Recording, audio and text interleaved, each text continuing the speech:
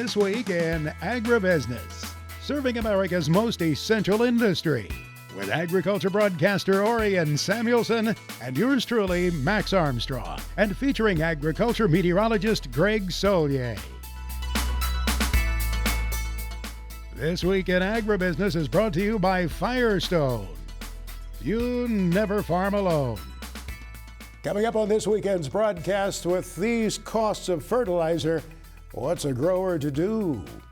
Hello, everyone. Welcome to This Week in Agribusiness. Alongside me here, a gentleman who talks with a lot of corn growers, and you probably talk about fertilizer a lot, don't you? Oh, I certainly do, Max, and I've been talking about it a lot more over the past 4 months than I have for quite some time.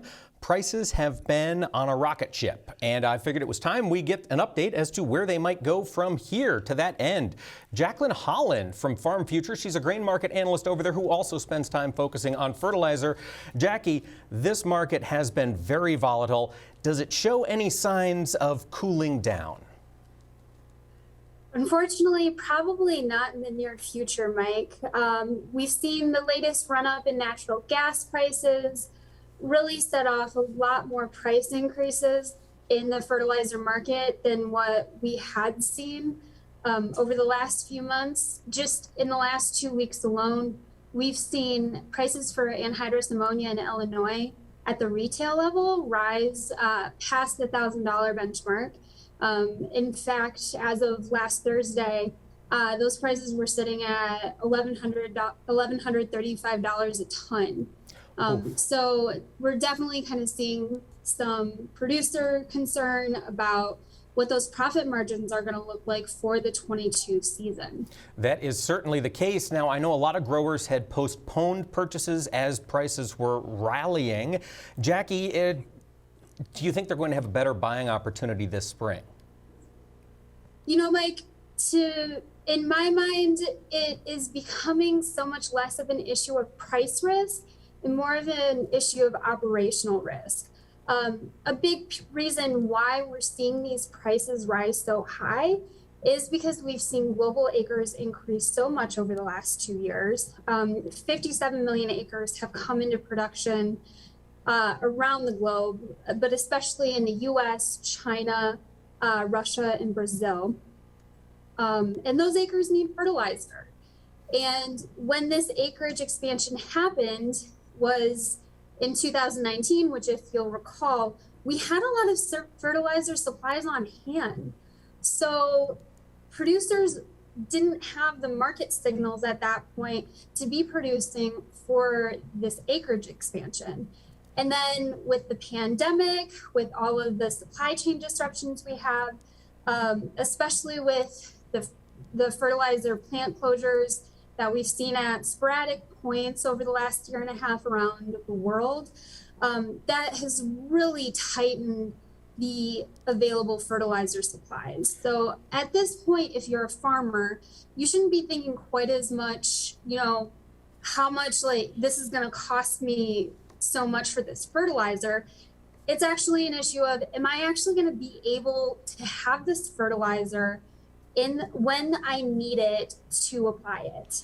One thing on the minds of the growers right now, I think, Jackie, some are confronted with very wet fields. They can't get into harvest the crop that they want to get out right now. And some, of course, would like to be able to get in and apply fertilizer. So just the logistics of field access are a challenge, are they not? Exactly, Max. Where I grew up in northwestern Illinois, the soil temperatures are still too warm to be able to apply that anhydrous and have it properly absorb into the soil. Right. So, this recent price increase that we're seeing, I think there's a little bit room for it to go a little bit higher this fall when those temperatures finally drop and more growers are able to get into the fields to get those applications going. Jackie, we appreciate your time joining us this weekend on the broadcast. Thank you so much, and we'll keep an eye on what you write at Farm Futures. Thanks, Max. Jacqueline Holland joining us here on This Week in Agribusiness. Well, it's time to talk markets. Joining us this week is Jerry Gulke of the Gulke Group. Jerry, there has been a lot of talk about the global markets recently, namely China. Their financial markets appear to be in turmoil. As you look out, big picture, Does that impact their grain imports next year? Well, they've already said they may not do 26 million in corn metric tons. It may go back to 24 or 20 even. So they've kind of given us a hint. And I liken back to the part of the agreement that we have with them, which is phase one that started, nearly a couple of years ago. One of the sentences was that we will buy grain from you, or we will spend that money if the price is right and if we need it. So they have got every excuse in the world, perhaps, to cut back if they need to, or if someone else sells it, sell it cheaper. And they said, of course, that we're going to have to be competitive in the marketplace. So with their economy, they've got an excuse that's hard to argue with, because everybody is struggling with logistics and of course demand with the pandemic and all that.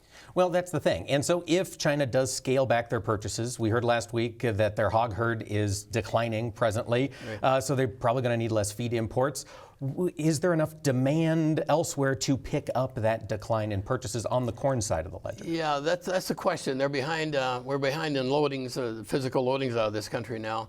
And if they do less corn, and again, that's I'm not sure how the USDA is going to either price that or admit to it and win. Probably by January 12th, there's going to be a change. They'll put in less exports by then.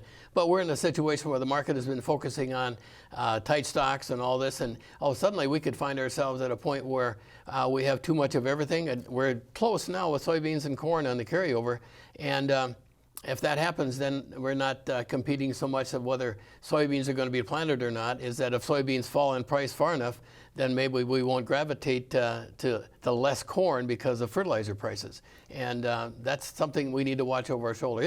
It's a global market. And the market doesn't care what happened in my backyard. It cares what happens globally and the global stocks. Well, that's true. And so globally, we heard earlier on the show that the fertilizer market has been impacting growers globally.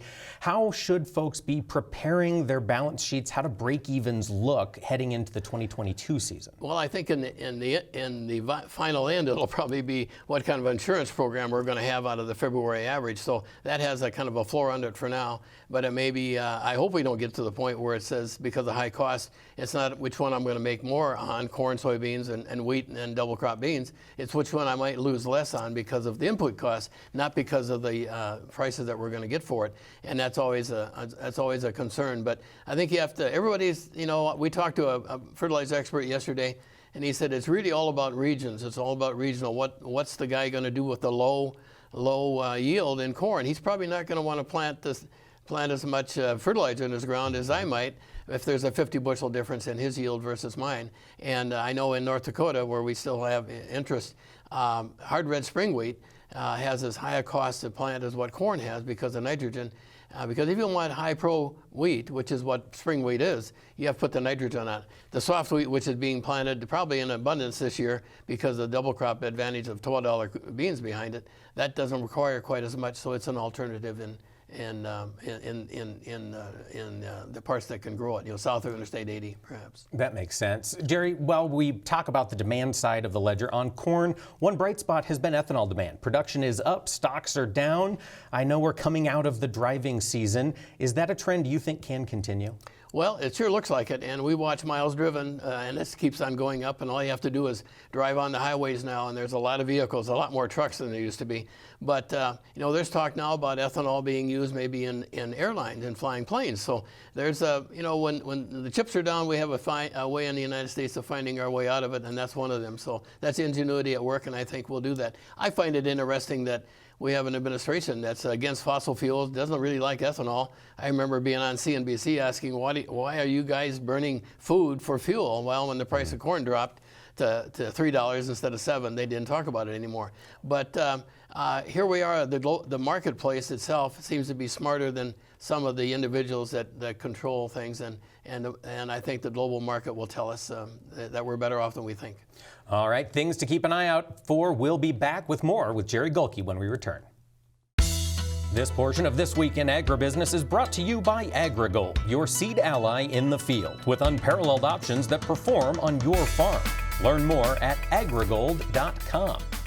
Welcome back. We're talking markets with Jerry Gulke of the Gulke Group. And Jerry, we've talked quite a bit about how this is truly a global market. To that end, the Brazilian soybean crop is going into the ground. Do you have any insights as to how that crop looks or how big it might end up being? Well, it's a lot different than last year, and no 2 years are the same in unison, it seems like. But they're getting crop in early, which means they probably will, because of fertilizer problems there, as well as great as they are here, they may plant even more soybeans than the average analyst thinks. And of course, that leads to more safrinha corn later on down the line. But there is a situation where we could see the crop big. We're not used to that from last year. Although has been bigger than what most analysts thought for the last 4 or 5 years. At the end, they seem to come up with more soybeans, and they export more further into our territory in the fall. And so that's a problem to watch. What we don't want to see happen is that suddenly we have a global supply that's more than sufficient, and we lose in exports. And I think we'll lose some more in exports to where our carryout probably this year in the United States could be upwards of 400 million. Corn's another matter, and that's the Safrinha crop. They still hang that La Nina over our head, and but that's fertilizer is going to affect them as well, and affect the whole global situation, it seems like. So how are they going to react to this? And we haven't been here before in a long time, Well, that's true. And we haven't been here before in a long time applies to a lot in the markets, including, some might say, inflationary pressures. Jerry, look at the broad market for us. Where do you see this headed from an inflationary perspective? Well, unfortunately, I've been around long enough to see the inflation of the 70s, and I saw what that did to land prices. They have a tendency to raise interest rates to curb inflation. You can do that when you change the Federal Reserve Board chairman. He doesn't want to have that on his back. Probably so if we have a new administration would come in, they could say, well, it wasn't me that did it, it was the other person, so here's what we're going to do to correct it. And with the low interest rates, that could really impact our interest rates on land. But in the bottom line, you have to make principal payments on that land with after-tax income. So if you aren't making the after-tax income to pay the land, that principal payment is almost as bad as the interest rate could be. But it certainly affects everybody, and that's a concern that no government really likes high inflation, including the Chinese, if their food goes up. And Biden's getting a lot of pressure from people, from the fast food industry saying, well, we just can't be burning soybean oil because the soybean oil, cooking oil, is hurting us. So what will he do? And he's made the comment that I'm not adverse to saying that we slow this biofuel system down a little bit. You do that, and suddenly we wake up one morning and we have a politician that could change our outlook significantly. It's a tough times in marketing in these years. They certainly are. And you mentioned soybean oil. That has been driving a lot of announcements of additional soy processing capacity in the U.S. Jerry, can soy oil stay at these lofty levels, call it the medium term, through middle of next year? Well, I think so, because we've got a lot of money being put into new facilities. And when you look at what it costs to build a new facility, admittedly, particularly for supplying the biodiesel, new formulated biodiesel, mainly caused by California, and they're paying a premium for that type of fuel. You just don't put that kind of money into facilities and think it's going to go anyway soon. And of course, this is a economic force that's out there that is tough for any administration to overcome. That's true. Jerry, you mentioned you've been in this business a little while now. What is one of the biggest things you've seen change over the years you've been participating in Well, marketing? when I started out, it was a new thing, supply and demand, market analysis, and so forth, and the Apple II computers helped us chart things better. But there were 4 or 5 of us out there that I watched, I listened to, and learned from. And now you can pick up just about anywhere you want, and there's an expert. If it's on the internet, instead of 4 or 5 experts, we've got 400 or 500, and maybe 4,000 or 5,000 globally.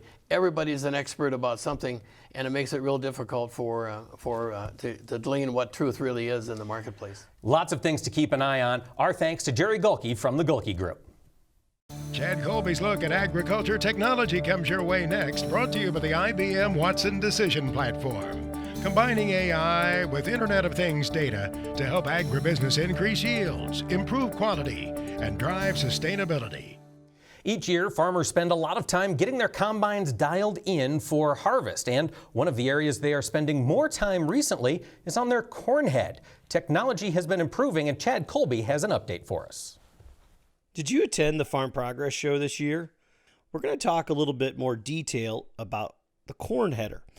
And the reason why I bring that up, there's been so much innovation around the header itself, from row spacings to integrated attachments, that it's certainly worth talking about. And at the Farm Progress Show this year, there was big crowds out in the field where guys were taking a look at some of this new technology. I think it goes without saying, over the last, I would say, 10 to 15 years, there's a lot of things that we kind of take for granted now on our corn heads. The widths have gotten larger and larger. There's a lot of different options as far as what kind of stock rolls you want on your header, and that includes some great aftermarket options as well. And all the manufacturers today basically have different options on that. It's kind of standard equipment now if you need it, and a lot of guys do, to have corn heads that fold, something we never saw years ago. But I like how the OEMs now are taking a different approach, and they're listening to the producers in the field. You can see on John Deere's new header they released this past year, it's got integrated stalk stompers, something that we've been putting on heads, as we all know, for years and years and years. And I think when you start pushing those limits now in the future, what's next? I think we got a glimpse of that at the Farm Progress Show. Geringhoff's new head, I mean, this thing flexes in ways I didn't even know was possible. And, you know, for a lot of guys, this could be something very useful in the future. You can see right here, this thing can flex 68 inches. Now, that's on a 16-row head. I think it's around 50 inches on a 12-row head like you see right here. But I'll tell you what, how amazing is that? Now, over the years, manufacturers have and continue to be respectful of the row spacings that we all operate in. Of course, when the demands were there for 20s and 22s, they came out with those heads. Pretty much everybody has those. And of course, as you see in this video clip right here, 15-inch corn now is a conversation that's becoming a little bit more widespread. The good news is the limits keep getting pushed. And speaking of the limits, look at this big dog. This is a 60-foot corn head. That's right, 24 rows, 30-inch spacings on a farm in South Africa. I don't think we're going to see these running around the Midwest anytime soon. I appreciate them sending me this video clip. And in case you're wondering, that corn does about 115 bushel an acre.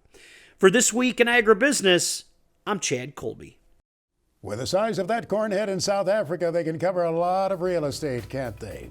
Well, a little bit later on in this weekend's broadcast, we'll talk to a farmer who's in North Carolina, a young man who has a lot of enthusiasm for the business. He can't absorb enough. I got the feeling we'll share the story.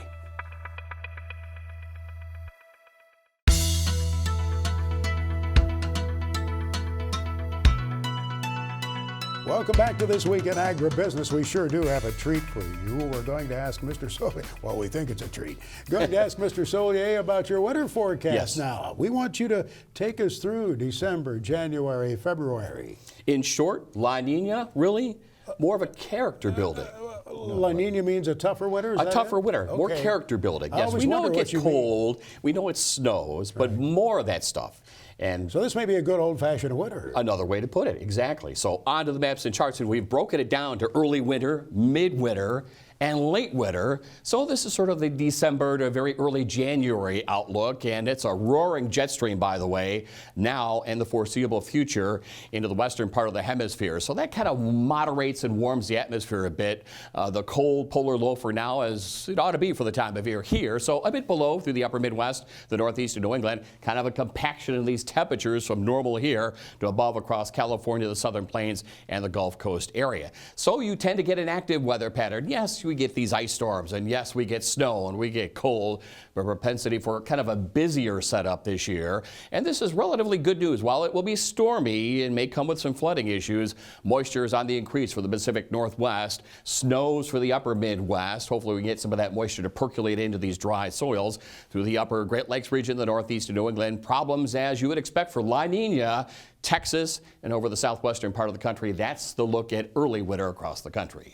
Greg, take us towards midwinter. Does that jet stream remain in place? It basically does, but it kind of begins to settle and propagate on southward, and that is the problem because it allows this Arctic air, this cold air, finally to settle on southward with a little more really traditional, typical, maybe at times cold wave weather pattern focused here through the Canadian Prairie, the Lakes region, St. Lawrence River Valley. Look at the extent of the below average temperatures from Big Sky into the Northeast and New England. A short distance where temperatures are really going to vary on weather systems from the Intermountain West across the southeastern part of the country. The warmth, the place to escape, is over the southwestern part of the country. But you get this setup and you get this kind of weather pattern, again, focused in the Pacific Northwest, not California, not the Southwest, but a stormy setup into the northern Rockies. Frequent snows, livestock managers, southern Canadian prairie, up across the Dakotas. Frequent snow and ice and rain systems, northern through eastern Corn Belt locales, and some of that moisture as well into the southeastern part of the country. So we settle the jet stream southward along with the cold air, and the weather pattern gets more active and stormier as well in midwinter. You mentioned the Canadian prairie. It strikes me it's going to be kind of a tough winter through there, the way it looks with all of the very cold temperatures, maybe in Manitoba, Ontario, Saskatchewan. That's right. Again, a place that's traditionally cold, but even more so than usual. And we get some dislodging of the polar vortex here, as it normally is here, begins to propagate westward, a retrogression of the weather pattern. Yes, it does back up from east to west at times, and then a whole really opera configuration. So here it is, the jet stream pattern across northern California, central parts of the plain states into the eastern part of the country. Again, a short compaction of these temperatures here, the warmth down across the Gulf Coast. So it's a roaring jet stream pattern buckled here across the west and over parts of the Appalachians. And so you get this particular setup. More storminess, Pacific Northwest. An absence of significant moisture. Again, watch the drought situation and probably the Santa Ana conditions in southern California. So fire potential there. Worsening drought southern plains. We'll keep it even keeled in the moisture department, drought-wise central plains. But look at the extent of storminess and maybe some cold wave weather pattern outbreaks too for the Carolinas. Significant moisture here. Lots of snow and ice for the northern and eastern Corn Belt, the northeast and New England. And again, a stormy weather pattern for the southern Canadian prairie and the Pacific Northwest. So the deeper we get into winter, the more problematic it becomes for outdoor work and livestock managers and a very active weather pattern too. We'll take a look at next week's forecast coming up. Now, Samuelson Says. Insight and commentary from Orion Samuelson. On nearly every farm and ranch across the country, the harvest is over, the combines are parked, and you're already making plans for next year or the years beyond that. But you have an additional job in the next few years. You have to help your member of Congress write a new farm bill. I looked up the definition of farm bill on my internet. Here's what I found. Quote, "The farm bill connects the food we eat, the farmers and ranchers producing that food, and our natural resources, soil, air, and water that make growing food possible. Every 5 years, the farm bill expires and is updated. It goes through an extensive process where it's proposed, debated, and passed by Congress and is then signed into law by the President. The current Farm Bill is called the Agriculture Improvement Act of 2018 and was enacted into law in December of 2018 and will expire in 2023. What is not included in the Farm Bill? Farm and food worker rights and protections, public land grazing rights, irrigation water rights, Food and Drug Administration for food safety, renewable fuel standards, tax issues, school meals, some pesticide laws, along with the Clean Water Act and the Clean Air Act. That's a lot of information and material, but make sure you communicate in person or by letter with your member of Congress to let that member know what you would like to see in the new Farm Bill that will be put together to guide agriculture over the next 5 years. It's an important piece of work for you, and I hope you will do it. Be safe, be well. My thoughts on Samuelson Says. This Week in Agribusiness, serving America's most essential industry, is brought to you by Firestone. You never farm alone.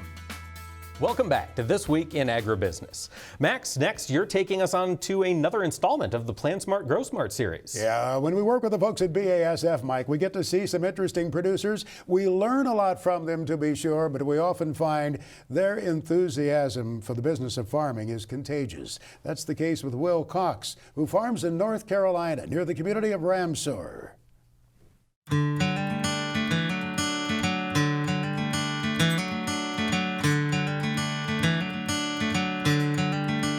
One article I read about you, Will, talked about how you really strive to boost those yields. Let's talk a bit about that philosophy and how you go about it.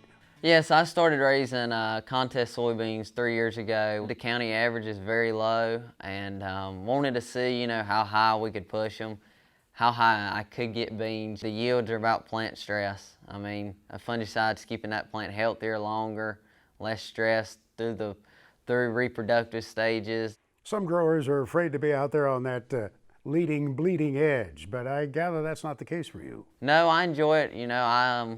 I enjoy pushing myself, and you just can't be afraid to try new things. That's the biggest thing. So this year we tried some Veltima on some corn.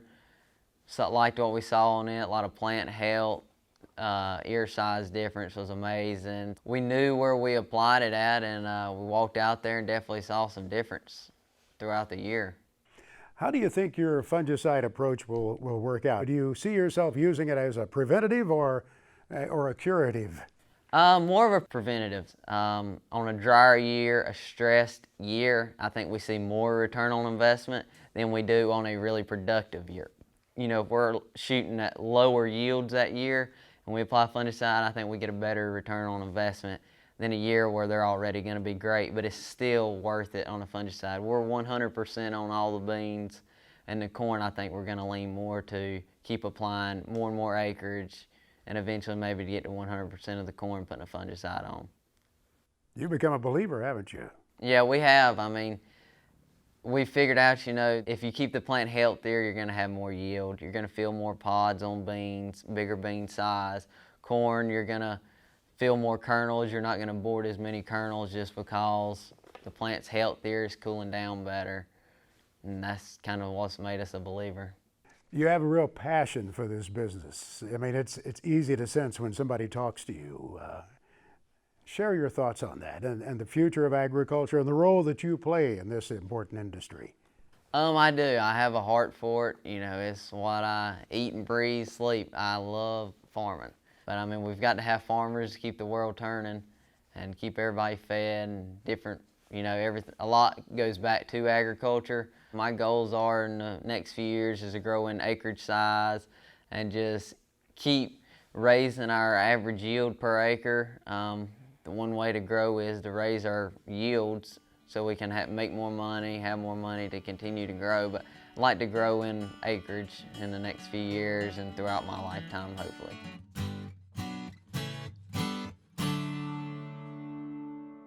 You heard Will say, I eat, sleep, and breathe the business. That's not a throwaway phrase for him. That young man means it. You can see more of our series at plansmartgrowsmart.com.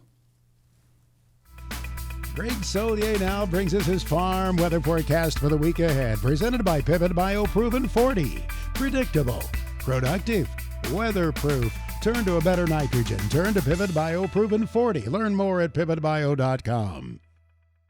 He covers the nation with his forecast each week, so let's go to Greg Solier to see just what might be coming your way in the week ahead. Let's look at that northwest part of the country. And it's been a stormy and at times moisture-laden weather pattern into that part of the country, trademark of La Nina, and the beat goes on for this week, but a little more of a northward movement on the jet stream and then down along the divide, and so that finally dislodges more typical, not unusually cold, but more typical early November air. So there's a chill in the air and a few flakes as well. Big sky country into the central plains. Of course, you've already had a couple of October snows out there. Here's the next weather system ashore for Northern California. Coastal sections, Willamette Valley, Rogue River Basin, and there's another feature. This is kind of the eastern flank of a big upper low in the Gulf of Alaska. So we'll continue to send disturbances inland. Not much penetration past the divide, but again, the cool to cold air and where firm soils exist, maybe a little fall field work in order across the Dakotas.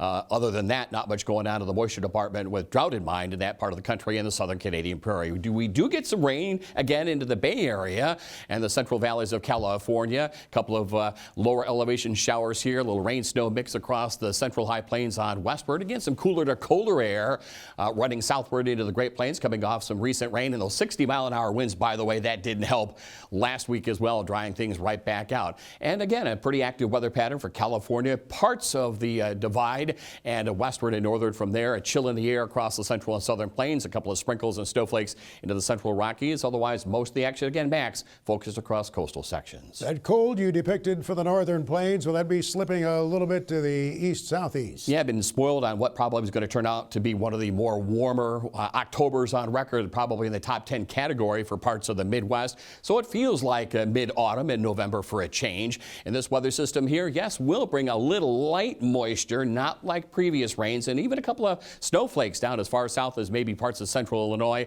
and the Corn Belt locales there early to middle parts of the week. That system flushes southward. Here's a nice drier but colder northwest wind flow, and I think with time and away from the influence of the Great Lakes region, opportunities to get back out there and continue to move along with harvest operations. It will be a wet weather pattern for parts of Texas, the southern plains, Delta region. Not the severe stuff of last week as cooler air builds in from the northern sections of the hemisphere. Pretty quiet weather pattern for now over the southwestern sections of the country. We get a little dip in the jet, low pressure west of the Metroplex, and more rain for the Gulf Coast area, but drying out up towards the Ohio Valley. Temperatures again feeling like they should be for November. Parts of the Northeast have had quite a bit of rain of late, have they not? They have, and at least that has helped out in some lingering dryness and drought issues up here across New England, but it'll be a fall feel for this part of the country. A weak weather system, couple of flakes of snow, yeah, as far south as Iowa, Illinois, Indiana, and Ohio, but with time it is a drier northwest wind flow to about the Ohio, so opportunities here for harvest to pick on up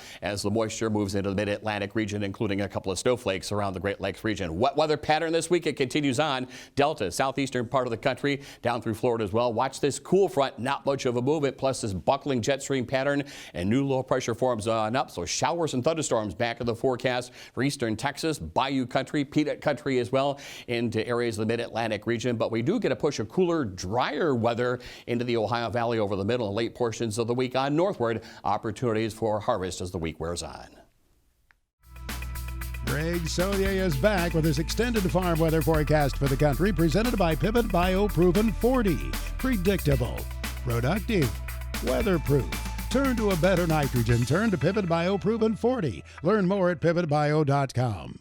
Now we'll check the gauge. We'll see how much rain might be coming along in the week ahead. Now, you did talk a little bit about some snowflake activity, but that's nothing significant in the heart of the country. That's right. Just a little in the air, a little wiper blade action. That's it. Just a reminder that October was more or less like August, but November so far will feel like November, at least into the early portions of the month. So not much going on in the moisture department. Here is the rain snow line, and yeah, there may be a few snowflakes in this part of the country. Organized moisture this week from a harvest standpoint.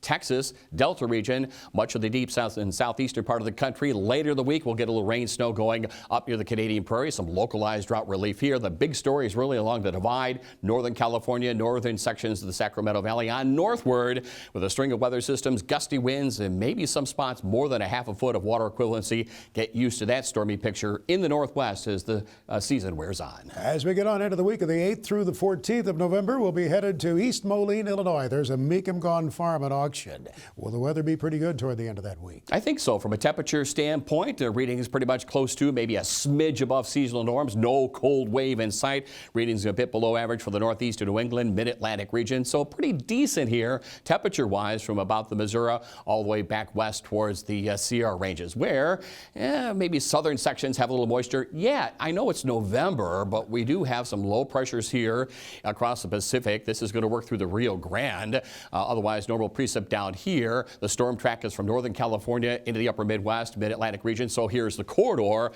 of moisture. And yes, opportunities for additional fall field work and harvest anticipated, Max, as we head through the mid-stretch of November. So there will be that window of opportunity for growers who really have been anxious here in recent days. Just hang on. That's right. Yes, this too shall pass, and this will help as well with the warmth expected for the western and southern Corn Belt onto the plains, a bit below average California. A little dip in the jet, and readings no worse than a few degrees below average. The cold air, at least for November, the first half of November, very much lacking. Back into a stormy cycle for the Pacific Northwest, Texas as well, and some weakness down here, western Gulf or off the Pacific and across the northeast of New England. But once again, with general ridging across the country, downslope flows off the Rockies. Max, look at the extent of below average moisture in many areas of the plains and Corn Belt. Again, opportunities for additional harvest. Thanksgiving week. Tell us what you see. Here we go. From a temperature standpoint, open up the windows, maybe let some of that kitchen heat out. There is no cold air in sight, a bit below average here. Southeastern part of the country, western part of the country as well. Precip, a busy one for California, Pacific Northwest. Maybe some good holiday driving across the Midwest. Wet weather expected down through Florida and along the Gulf Coast area. Next on This Week in Agribusiness, it's Max's Tractor Shed, spotlighting another great American tractor. I tell people, get some up-close shots of that tractor restoration. Look at this fender. That's how well restored that tractor was. Max's Tractor Shed, brought to you by Store Lock Tool Cabinets. Go on their website. See what they have, storelock.com. Too often we restore a tractor, but we don't zoom in for the up-close shots. Look at this reflection of this tractor. This tractor is in Washington, Missouri. It's owned by Alan Shepard. And yes, there are some up-close photos. When you take pictures of equipment, by all means, zoom right in there to show what you've done. They do that at Big Iron Auctions. They get up close and get the various angles. Let's see what Mark Stock wants to show us ahead of the next auction coming up. Folks, November the 3rd, 1,105 plus items sell on BigIron.com. Sarah Pruitt is retiring. She's in Madison, North Carolina. Check out their Caterpillar T40B forklift and a whole host of other items, a lot of welding equipment.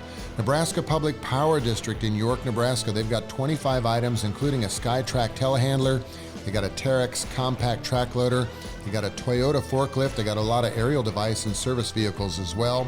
In addition, folks, in Wahoo, Nebraska, there's a John Deere 310 SJ 4x4 loader backhoe. In Overland Park, Kansas, there's a New Holland L223 skid steer loader that will sell.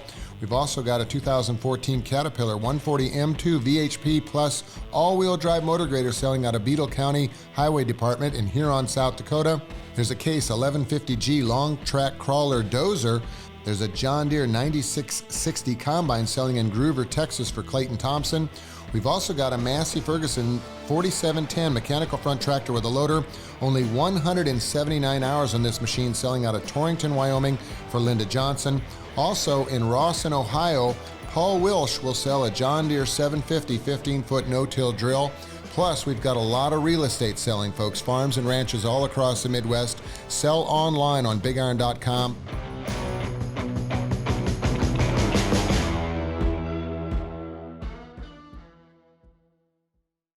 The FFA Chapter Tribute is sponsored by Nationwide, the #1 farm insurer in the country. To register your FFA chapter, go to nationwidesupportsffa.com. That's nationwidesupportsffa.com. Nationwide, we stand for you. Well, This Week in Agribusiness is proud to continue our salute to the FFA, and we're getting to know more folks on the Indiana State Officer team. Joining us today is Tyler Kilmer. He's the Northern Region Vice President for the Indiana FFA. Tyler, tell me, what are your duties this next year as the Northern Region Vice President? So my duties as Northern Region Vice President are mainly to assist the President in all of our business. So whatever Courtney is doing, I'm there to help with that. Additionally, I'll be able to go around to different FFA chapters throughout the year, interact with those members, get them more involved in FFA. I'll have the opportunity to talk to some different business and industry leaders in agriculture and talk to them as well. So as a vice president, I don't really have a role that's very specific, like the reporter to social media or the secretary to taking notes. I'm just sort of there to help out with anything that needs done within our organization. Tyler, do you know how many students roughly are in your northern region of Indiana? I could definitely give you a rough estimate. That number would probably be around 6,000 members. I know as a whole, we say that we have 12,500 FFA members across the entire state. And I personally like to think that our northern region is just as active as the southern region and has the same amount of numbers, if not maybe just a little bit more. So I'd say that number is around 6,000. Tyler, what was it that first got you involved with FFA? So I always sort of felt like I was going to go into FFA. My family was heavily involved in agriculture. I grew up on my family farm, and my dad and grandpa had both been part of FFA, and my mom's side was heavily involved in FFA as well. So it was almost expected that I was going to go into FFA as well. So as a 7th grader, I had the opportunity to join FFA and I really found a passion there, and I knew it was something that I wanted to continue with throughout all of middle school and high school, and that it was something I wanted to grow my leadership within. So it was really just something that I knew from the get-go that I was going to go into.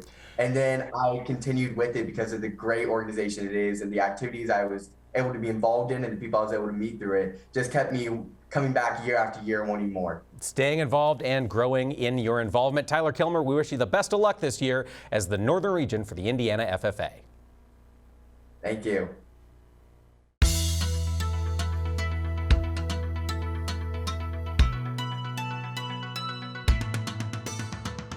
I've said in recent days, harvest time is also decision time for many growers as they look ahead to the next season. Stephanie Porter from Golden Harvest is here to talk a little bit about that, soybean product manager for the company. One thing, as farmers are looking right now at this shift, what they're going to devote to acreage, they're thinking about weed control decisions too, aren't they? That's right. So top of mind are definitely resistant weeds and trying to find tools to tackle those weeds, such as water hemp, and so on. And so with that, there's a lot of rules and regulations they're having to navigate in. And so they're wanting to get through that and just plain be a good neighbor. I know you are close to it, very close to it, because your family is in the farming business as well. How is Golden Harvest working to really try to answer some of these concerns for producers? So I know it sounds silly, but we are listening and taking in concerns from our customers. And I think it starts with we're the longest running breeding program in the industry, and we have a huge R&D engine with a lot of money being pumped towards that, recruited some of the best talent in the industry and great production. And with that comes our Gold Series lineup and soybeans that have not only yield but agronomics. I know you folks focus on the Enlist weed control system. Talk a bit about that and what that does for growers. So I think people have figured out it works, and it's working, and it helps to maybe, have less off-target movement. There's a little bit more wiggle room, flexibility for that application timing, as well as having some tank mix partners that we really like to, especially for post applications. That management aspect is really crucial for the growers. You get into that important time frame, and it's a kind of a narrow window too, isn't it? Yes, so that helps a lot. The Enlist E3 weed control system with Golden Harvest. Talk about the teamwork there and how it works. So with our team, we think that now with Gold Series, with the Enlist E3 lineup, it's just the perfect pairing with Golden Harvest. So it all kind of comes together with our elite genetics, along with our great agronomics going forward. Growers who want to find out more should go where? Sure, they can go to goldenharvestseeds.com. That's easy enough, goldenharvestseeds.com. Stephanie, we hope the conclusion of harvest in your part of the Midwest, Central Illinois, continues to go well. Thank you so much. There's a little work to be done yet, isn't there? Yes, there is. It's frustrating when the weather turns against the growers, and I think many are really anxious to get back into the fields where they've not been able to in recent days. Exactly. We hope Mother Nature turns it around. Thank you so much. Good to visit with you. Thank you. Stephanie Porter from Golden Harvest joining us here this weekend on This Week in Agribusiness. It has been a very trying season, of course, in the northern plains, as many of you know firsthand. Hay supplies are down significantly. Our friend Al Guston was out there the other day taking a look at an auction and shares this story. Sunny but cool weather greeted prospective buyers at the late October hay sale. On the auction block, 1,340 big round bales of sorghum and millet hay. Like other cattlemen, Kevin Fettig had a very poor hay crop this year. Not good. A lot of quarter to bale to an acre stuff, some half. Some of the fields you're running around wondering why you're even doing it. The better hay and stuff we don't have this year.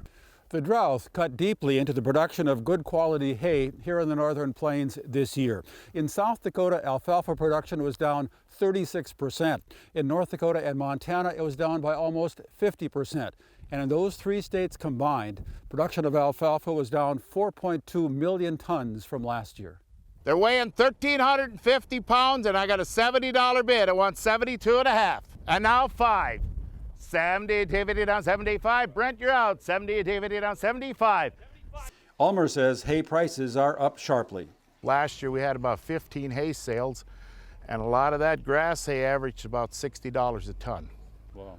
So on this year you're talking $150, $160 a ton. But I hear some good alfalfa, $2, $2.25 a ton real easy.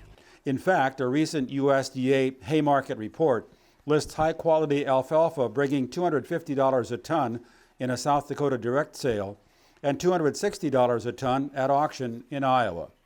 But again, this wasn't good quality alfalfa. It was poorer quality hay with lower feed value.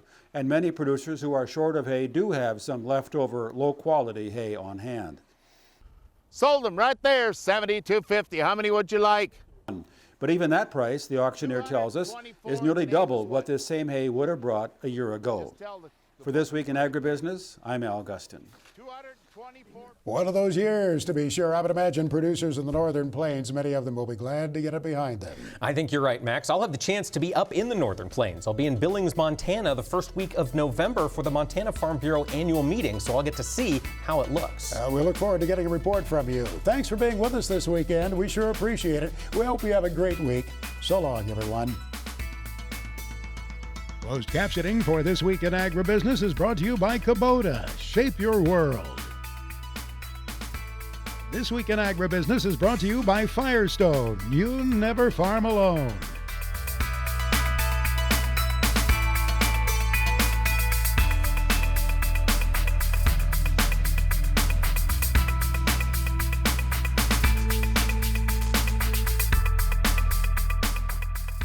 This Week in Agribusiness is produced by Omax Communication in association with 22 Creative Group. We invite you to visit us online at agbizweek.com.